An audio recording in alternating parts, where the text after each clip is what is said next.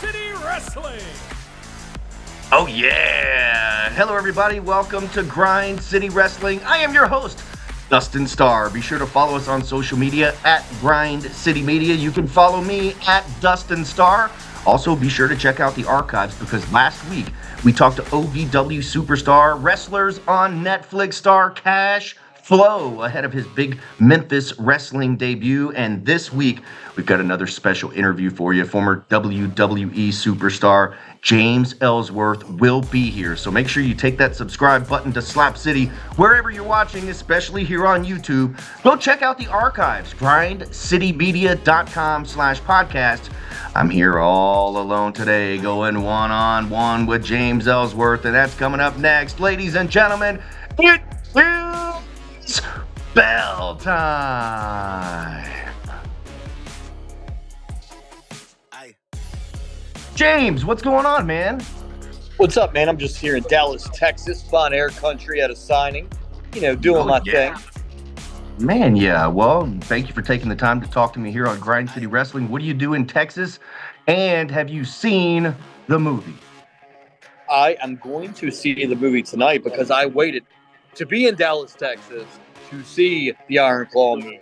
I thought that was pretty cool, like that I was going to be in Dallas and I could see the movie here where it all went down, Yeah, just like you, I mean, many of us are so busy that I don't really get to go to the movie theater very much anymore. But if I had a trip planned, like a booking in Dallas, Texas, I would definitely want to watch Iron Claw in Texas. So big shout out. Who are you out there working for this week? Well, I'm at the Expo here in Dallas, Texas, the big convention. I'm here. Enzo Amore's here. We're signing autographs at this big expo here for the next 3 days. So, just living the dream, keeping busy, doing what I need to do to feed my little ladies, Very, very cool. Well, I know that you're heading back to Memphis, Tennessee coming up on Sunday, January 28th. You'll be here alongside Hollywood Haley J from OVW Wrestlers on Netflix. And we were talking just previously before we got on here.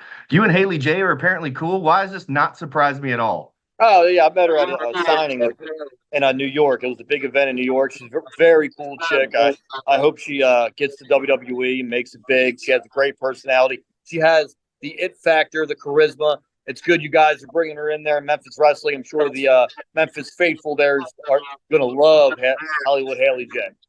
That's exactly right. Talking to James Ellsworth, former WWE superstar. He's out on the road in Texas. We got him coming here January 28th alongside Hollywood Haley J. And before we get into some Memphis wrestling talk and how you're returning and all that kind of stuff, it is Royal Rumble season. There's a lot going on. And also on this podcast, we always have to put you on the spot and talk about the best wrestling that we watched all week. I'll go first. I'm going to be a homer. Memphis Wrestling Milestone 150. We actually celebrated our 150th episode on Friday and Saturday of last week. We had the biggest triple threat match ever. The Gun Show came out victorious, successfully defending the title against the big man, Kay Toomer and Mike Anthony. That's the best wrestling that I watched all week. And admittedly, I'm being a homer, but I ask you, Ellsworth, what was the best wrestling that you watched all week? So I've been watching 1993 WWF Superstars, like binge watching it. Like I watched 92. Now I'm on the 93 episodes. And there's a very good match between Doink the Clown and Mr. Perfect from one of the episodes from 93 Superstars and Wrestling Challenge. They wrestled twice. And, Doink the Clown was a very underrated wrestler. I don't think people talk about how also a wrestler he was. Matt Bourne, the original Doink the Clown, the actual Doink the Clown. Tremendous wrestler. And obviously Mr. Perfect is one of the greatest of all time. And I don't know, that match just caught my eye this week. I was like, wow, I remember it from when I was a kid, but now that I'm older, I've been wrestling 22 years and I can understand the psychology more than, before when I was 9 years old. I thoroughly enjoyed that match. It hits different when you watch it back. Sometimes it hits different in a good way, and sometimes it's like, wow, okay. I remember that being a little bit better. Absolutely, yeah. I was, as a wrestler myself, I really appreciated it. Match. When I was a kid, I loved Doink and I loved Mr. Perfect, so I enjoyed it for that aspect when I was a child, a 9-year-old. But now, 30 years later, I'm like, wow, look at this psychology. Look at this athleticism.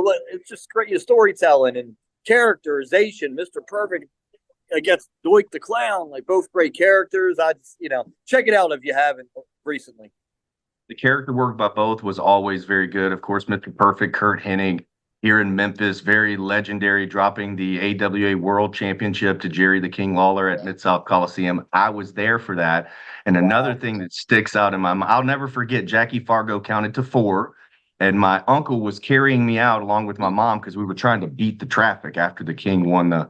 Anyways, it was really cool. May 9th, 1988. I'll never forget it. But also, you mentioned 1992. And the Royal Rumble is right around the corner. One of the greatest Royal Rumbles ever happened in Yeah. 1992.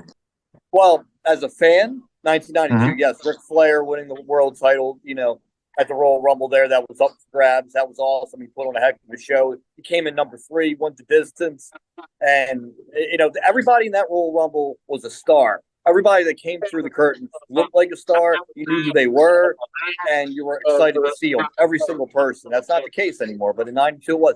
Now, my personal favorite Royal Rumble ever was 2017, the one that I entered. Obviously, being a big wrestling fan growing up, the Royal Rumble was my favorite pay-per-view. So when I got to be a part of it, that was a big moment for me personally, and I'll never forget that. It was either 2009. Actually, I think it was 2010. I was booked in Atlanta, Georgia for the Royal Rumble. It was one of my 3-day spots that eventually got me signed, but I was not booked in the Royal Rumble, Ellsworth. So you one up me on that one big time. Congrats on that. And also, it was one of my favorite events because you could see all the promos beforehand where Axe and Smash. I'll never forget Axe and Smash the first time ever saying, "If it's me and you in there, may the best man win," or whatever. And I was thinking, whoa, Demolition would be in the Royal Rumble and fight against each other. Tell me a little bit about the Rumble, man. Like, how was the production on that? Without revealing too much, I guess. I know here at the Wrestle Center, our Grind City Rumble, which is coming up this weekend on television, it is a beast to produce. Absolutely. So, like one thing I will tell you, when everybody's in a room in a big room, all 30 guys, we're having a meeting, and then as soon as you're eliminated from the Royal Rumble, you're eliminated from the meeting, so you don't know what goes on after that. Oh, So nice. that's a pretty cool little piece of information about how they produce the Royal Rumble. Yeah, so it's your turn. They get to you, and you're Wow. like, "This, like, I got eliminated by Braun Strowman." They're like, "As soon as Braun eliminates you, that's it, boom, and you leave the meeting." So you don't know what goes on Wow. next. I'd never thought about that before, but number one, it does cut back on any spoilers or anything Yeah, leaking. And number two, as a professional entertainer, you think, okay, well, I don't have to remember all that other stuff. All I have to remember is this, and I'm done. yeah, absolutely. And I like how they do that. I think we're going to be shocked here a lot more lately with stuff not getting leaked, like the CM Punk thing. I tell you a quick story. I was at WrestleCade and I saw a very popular, a wrestling writer, dirt sheet writer, if you will, and he was telling everybody at the bar, all the fans that were asking him, CM Punk will not be at the Survivor Series. He will not be there. My sources told me, and me just kind of like, I used to work there and I've been a wrestling fan my whole life. I was like, well, wait a minute. He lives 15 minutes from the building. They don't have to really, like, Triple H just has to tell him, hey, during the main event, drive over and we'll do your thing. And he's like, no, I'll bet you $10,000 he won't be here. I wish I would have took that bet because his wrestling sources didn't outperform my wrestling knowledge, Right. and I was right. So that was cool. I was kind of right there with you, though. Obviously, you've got a lot more knowledge inside and all that kind of stuff than what I do. But just looking at it, it was like, man, if there's money on the table, WWE is really good about getting that money on the table. And if Punk is 15 minutes away and they can sell a ton of merchandise and sell tickets just based off of him might be there, gosh, they got Absolutely. to do that, right? They totally got to do that. Yeah, Triple H is a smart guy. He knows CM Punk's money. All they had to do was have a phone conversation, get the deal done, and it was that simple. And I like knew that in the back of my head. I was like, this is too easy. He's 15 minutes away. They don't have to leak this. This will be a great surprise, and it was. That was very cool. Okay, Royal Rumble is coming up. You can watch absolutely free at Dave and Buster's in Memphis. That's one day before our live event. So January 27th, that's a Saturday. We're going to be giving out free game cards out at Dave and Buster's. This Royal Rumble is going to be star-studded. We mentioned 1992, man. You've got CM Punk making his return. You got Cody trying to go back-to-back for the first time in 26 years or something since Austin did it. You're probably going to have some Ortons, maybe even some surprises or whatever. Who do you have winning this year's Royal Rumble?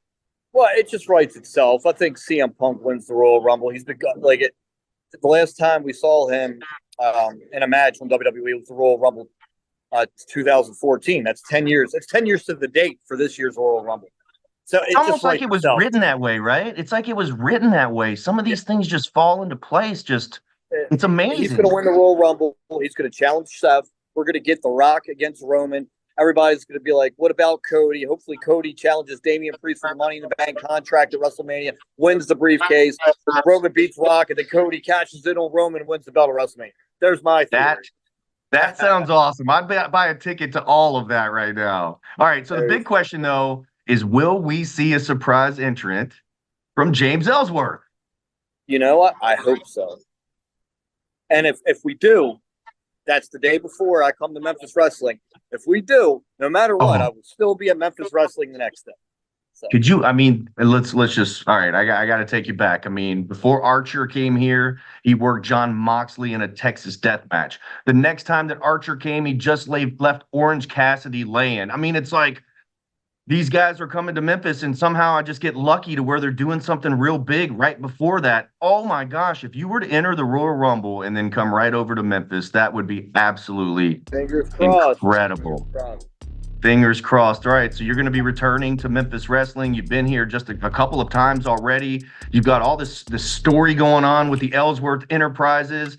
Matt Williams, Storybook Prince Gaston just won the Memphis Wrestling Tag Team titles. Nix is involved as well, and you're on your way back. That's Sunday, January 28th. What has your experience been working Memphis Wrestling compared to what you thought, like growing up old school?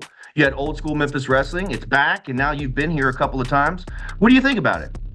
I'm glad Ellsworth Enterprise is doing so well under my tutelage. You know, we have a group chat, and I give them advice every day. And look, they're winning tag titles. They're doing big things.